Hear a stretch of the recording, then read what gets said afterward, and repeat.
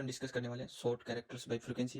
ये LeetCode की problem है आज की 7th फेब की। ठीक है, तो let's move to the problem statement. You have been given in string as sort it in decreasing order. तो बेसिकली सॉर्ट डिक्रीजिंग ऑर्डर का मतलब यही है कि जिसकी फ्रीक्वेंसी सबसे ज़्यादा है वो सबसे पहले आएगा।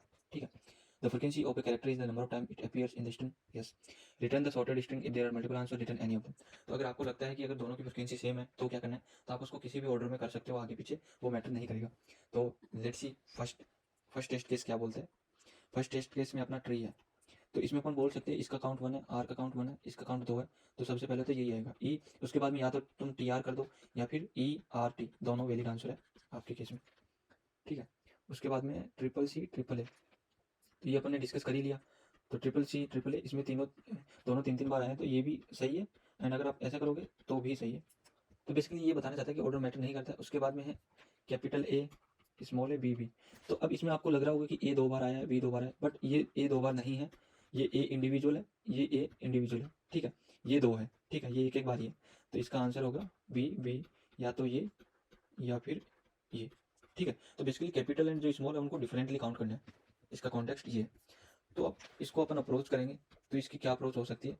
सबसे पहला तो यही है कि अपन उसका काउंट मेंटेन करेंगे। तो काउंट मेंटेन करने के लिए अपन मैप यूज कर सकते हैं। अपने पास में ये कैरेक्टर्स ही है तो एरे भी यूज कर सकते हैं। टू स्टोर काउंट, एक बार स्टोर काउंट कर लिया उस फ्रिक्वेंसी का, उस कैरेक्टर का, उसके बाद में अपन एक एरे क्रिएट कर सकते हैं। अपना कैरेक्टर होगा एंड उसकी फ्रिक्वेंसी होगी, एंड उसको sort in frequency decreasing order frequency के बेस पे। ठीक है, उसके बाद में iterate array and 1 by 1 add to result string. अब इसको देखते हैं मैं क्या कहना चाहता हूँ यहाँ पे। तो लेट से अपना क्वेश्चन है पाइन एप्पल। ठीक है, इसमें सबसे पहले तो अपना मैप बनाएंगे या फिर जो भी एरे है।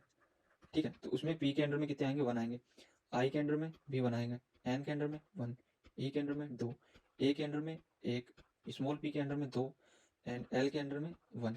ठीक है, अब इसको सॉर्ट करना है बेस्ड ऑन द फ्रिक्वेंसी। ये सी एच है, तो आप बोल सकते हैं कि 2 ई, ये 2 पी, उसके बाद में 1 कैपिटल पी, 1 आई, 1 एन, 1 ए, 1 एल।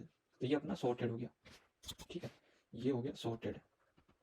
अब इसको 1 by 1 पिक करेंगे अपना। लेट से ये रिजल्ट स्ट्रिंग है, तो ई 2 बार आया तो ई 2 बार, पी 2 बार आया, पी 2 बार, पी एक बार है कैपिटल पी, उसके बाद में एन, ए एंड एल। तो ये अपना हो गया रिजल्टेंट स्ट्रिंग। एंड यहाँ पे मैं एरे यूज कर रहा हूँ एंड फिर उसको सॉर्ट कर रहा हूँ।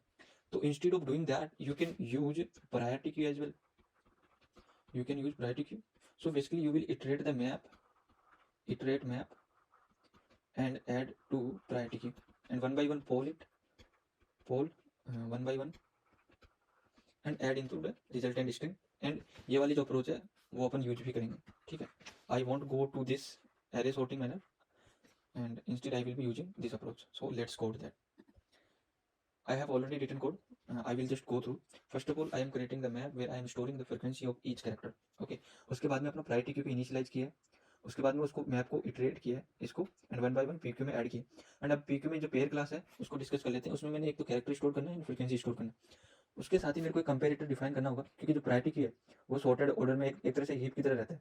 तो कौन सा एलिमेंट सबसे ऊपर रहेगा उसका क्राइटेरिया क्या है वो अपन यहाँ से डिस्कस करेंगे कि other dot frequency minus this dot frequency. तो इसका मतलब है कि वो डिक्रीजिंग ऑर्डर में रहेगा, जो सबसे ऊपर रहेगा वो सबसे ज़्यादा फ्रीक्वेंसी वाला रहेगा।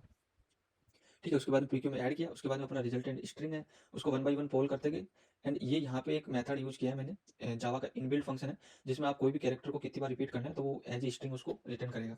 तो आप इसको यूज कर सकते हो। अगर ऐसा आप नहीं करना चाहते तो आपको लूप करना पड़ेगा, जैसे i0 से लेके फ्रिक्वेंसी तक i प्लस प्लस। एंड जैसे आप एक स्ट्रिंग बिल्डर यहाँ पे कैरेक्टर के लिए लेते CHSB new string builder, and उसके बाद में CHSB में अपेंड करते तुम्हारा जो पेयर डॉट सी एच है।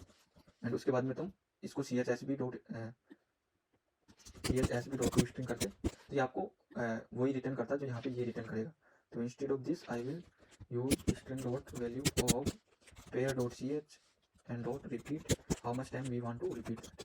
ठीक है, एंड उसके बाद में to string, because string builder को स्ट्रिंग में कन्वर्ट करने के लिए टू स्ट्रिंग मेथड यूज करते हैं। Let's run the code. Okay, so it code accepted. Let's submit now. Okay, I think that's all, and let's meet in another video.